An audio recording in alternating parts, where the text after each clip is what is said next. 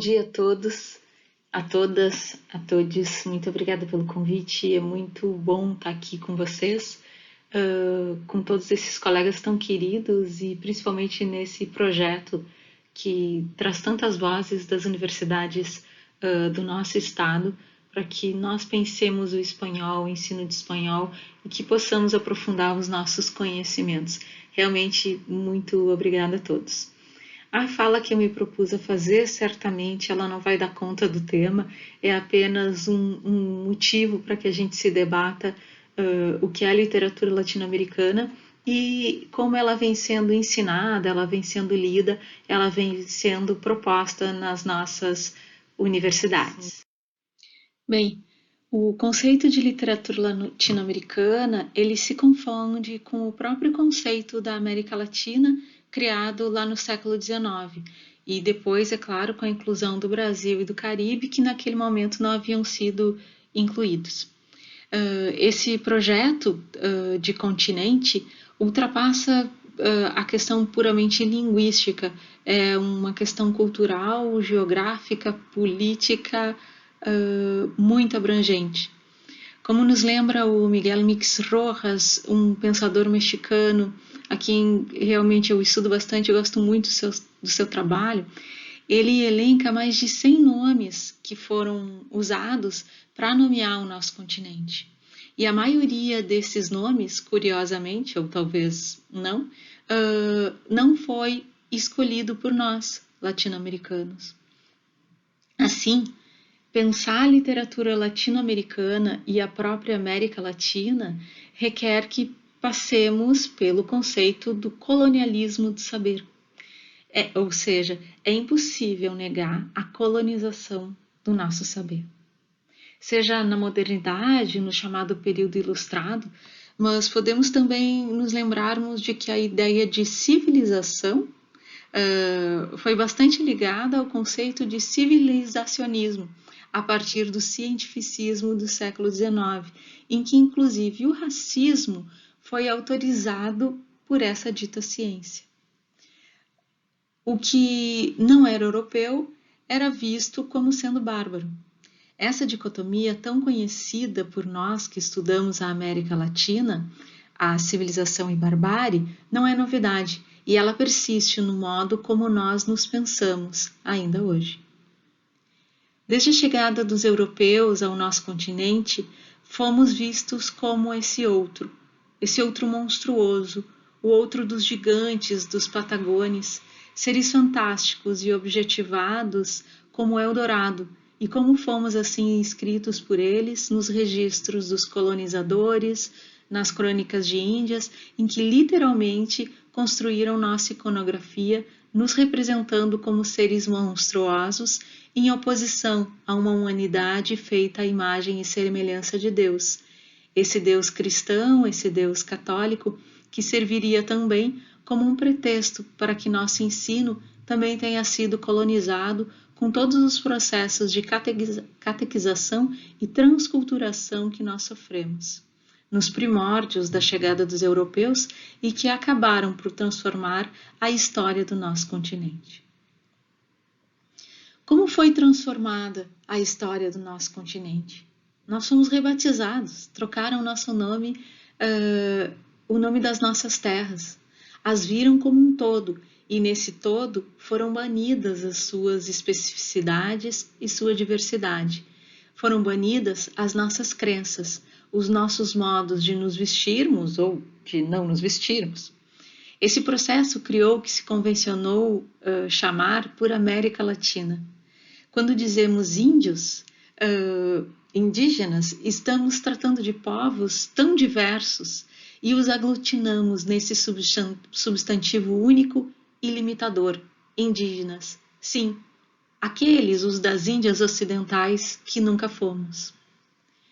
Bem, a literatura latino-americana ela é um processo. E é um processo também, ou talvez puramente discursivo, que se dá em diversos sistemas, como apontou Ana Pizarro, por exemplo. A gente pode pensar minimamente em dois sistemas, como ela apontou, o sistema letrado e o sistema iletrado. Certamente as narrativas aqui construídas antes da imposição do castelhano e do português se davam em outros sistemas que persistem em nossas culturas. Nossa literatura, considerada esteticamente como uma obra de arte, se calcou no modelo europeu. Assim, o nosso sistema literário letrado, ele, por muito tempo, se acomodou a um sistema, inclusive de periodização e de modelos europeus, que em muitos momentos foram avessos, contrários ou artificiais à nossa própria história ou momento cultural. Bem, então como pensar a literatura latino-americana em nossos espaços de ensino? Eu elenquei 2 caminhos para a gente começar a pensar isso, que seriam como organizar o que queremos propor como literatura latino-americana e como isso se dá de fato em sala de aula e quais são os leitores que nós formamos a partir disso. Bem, esse primeiro ponto, que seria como organizar o que queremos propor como literatura latino-americana, é o que eu passo a comentar agora.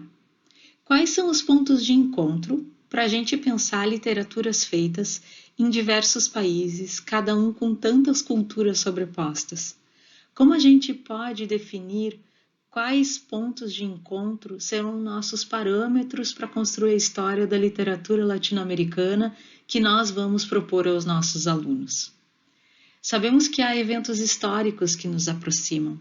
Os países latino-americanos contaram com uma colonização massiva, com o processo de transculturação, com a quase dizimação de suas comunidades indígenas e, mais modernamente, com as ditaduras militares.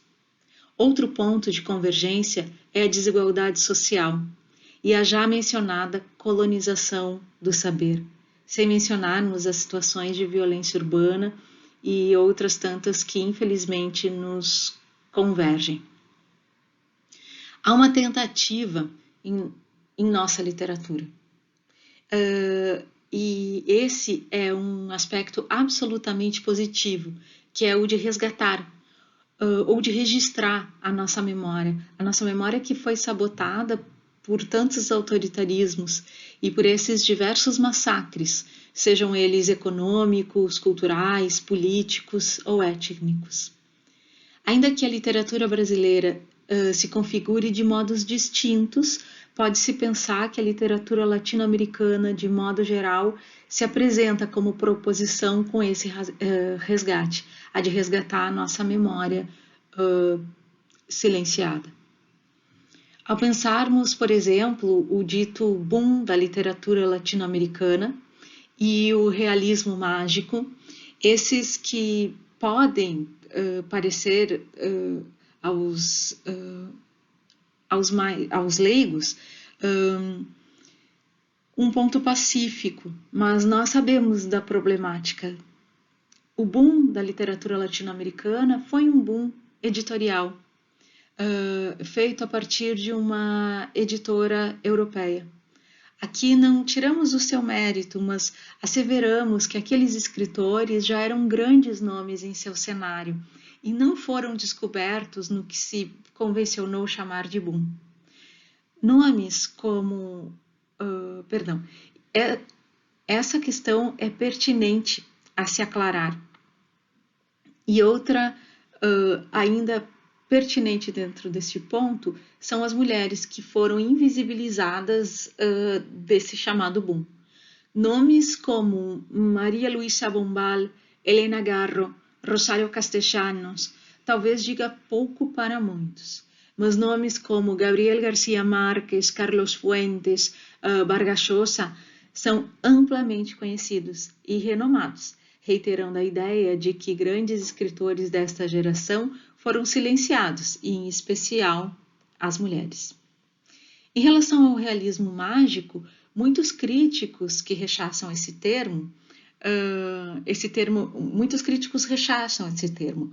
Esse termo apareceu na Alemanha, uma Alemanha pré-Hitler, para se tratar da pintura feita por parte de um grupo de pintores, por uma geração de pintores alemães, e acabou sendo utilizada para falar da nossa literatura, feita por grandes nomes do nosso continente.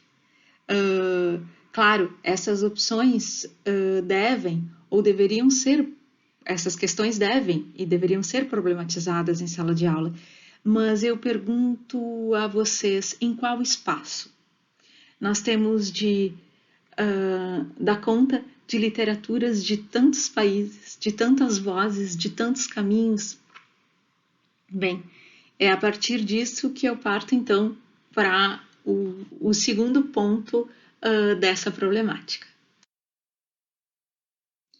O segundo ponto de questão, então, é como levar isso à sala de aula. Nós temos de abarcar o mundo inteiro e como a gente configura, como a gente escolhe, quais são as nossas escolhas, são muitas as frentes que nós podemos atuar.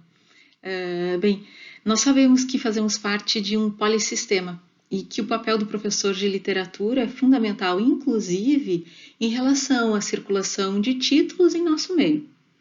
Elaborar o que é relevante a esse ensino é problemático, é conflituoso e de bastante responsabilidade. Indicar títulos de obras contemporâneas também é problemático, já que os livros são caros e nossos estudantes e professores, de modo geral, têm seus recursos financeiros muito escassos. As revistas literárias, as redes sociais impulsionam leitores, e esses leitores impulsionam a publicação e a tradução de obras pelo mercado editorial. E é o que queremos, despertar nosso aluno também para a leitura.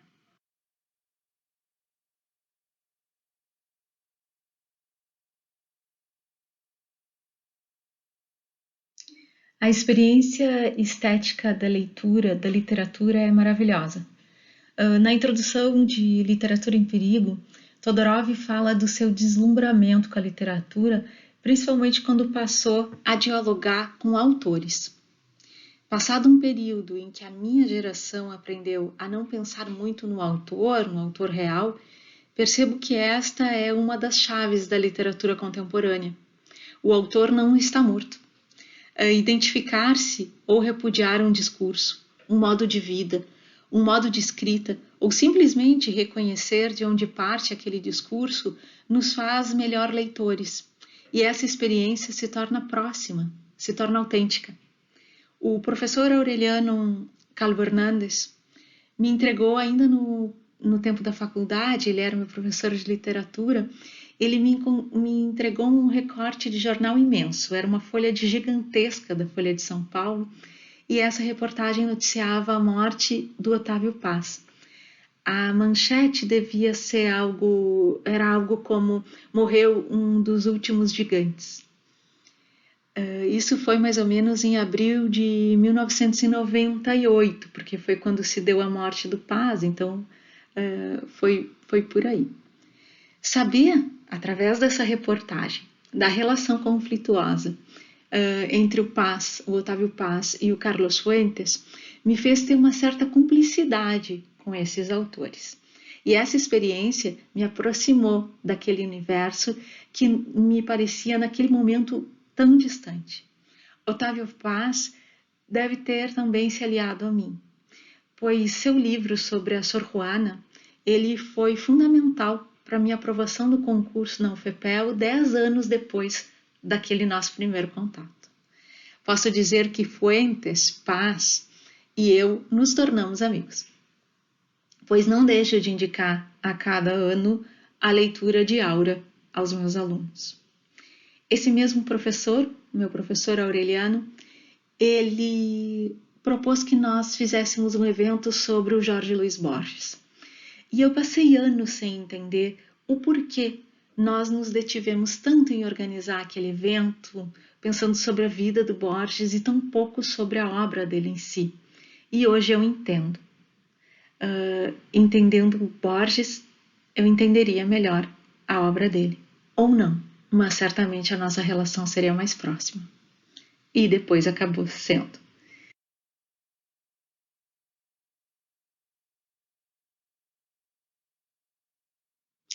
Certamente, pensar no biografismo não é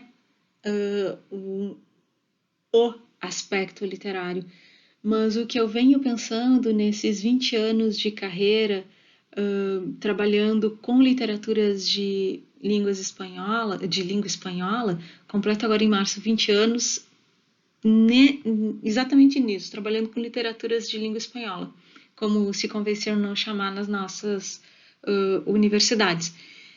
E o que eu venho pensando sempre é como aproximar o aluno dessa experiência literária, que é maravilhosa. Na contemporaneidade, os discursos, a ideia política da literatura, ela voltou à tona, se é que um dia não esteve. E o papel do autor como sujeito é muito importante. Não fosse isso, as editoras não estariam publicando tantas autoras mulheres. Foram as mulheres que impulsionaram que as editoras as ouvissem. E esse nosso papel como professores, de como levar esse sistema letrado, esse sistema erudito da nossa literatura, como a gente leva isso para a sala de aula e como a gente faz com que a literatura seja uma referência de fato para esse nosso aluno universitário, que é também um formador, que é também um professor. Há um aspecto nisso que é fundamental, que é como a gente organiza esse sistema, como a gente organiza esse sistema literário. Eu testei várias abordagens nesses anos. Eu revi diversos conceitos. Eu adaptei, rasguei vários planejamentos e comecei com outros. Errei várias vezes, acertei algumas. E o que eu venho percebendo é que formamos mais do que profissionais críticos literários, se não formamos mais leitores, já que a maioria dos graduandos não tem, infelizmente, o hábito da leitura e vem a esse hábito como algo elitista, como algo não pertencente a si. E muitas vezes rechaçam a literatura por não se sentirem pertencentes a esse universo. A resposta me parecia óbvia, trazer obras em que o aluno se visse, mas isso nem sempre funciona, já que para isso é preciso que o aluno leia, é preciso que o aluno teste.